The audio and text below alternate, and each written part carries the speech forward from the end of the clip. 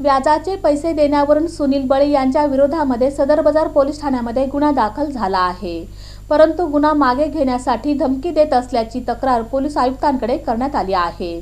गैर अर्जदार यांच्याविरुद्ध केस दाखल केलेली असताना देखील माझ्यावर दबाव आणून मला वारंवार फोनवरून धमकी देत असल्याबद्दल हुसेन अजमुद्दीन मुजावर, राहणार जेऊर, तालुका अक्कलकोट, जिल्हा सोलापूर यांनी पोलीस आयुक्तांना निवेदन दिलं आहे. दिनांक 17 मार्च रोजी 7 रस्ता येथील तडवळकर जिमच्या समोर सिद्धेश्वर आईस्क्रीम इथं ज्यूस पीत असताना सुनील बळी हा त्याच्या 3 साथीदारांसमवेत तिथं आला आणि त्यानं मला पैशाची मागणी केली. त्यावेळेस तुमचे पूर्ण पैसे दिले आहेत असं सांगत असताना तू मेरे साथ चल असं म्हणत त्यानं मला त्याच्यासोबत घेऊन गेलं. सुनील बळी यानं त्याच्या मोटरसायकलीवर बळजबरीने बसवून नई जिंदगी इथल्या वीटभट्टी इथं घेऊन गेला आणि पुन्हा त्यानं 3 लाख रुपये पैशांची मागणी केली. माझे दोन्ही हात दोरीनं बांधून मला जमिनीवर बसवलं आणि तो मला सतत पैशाची मागणी करत होता.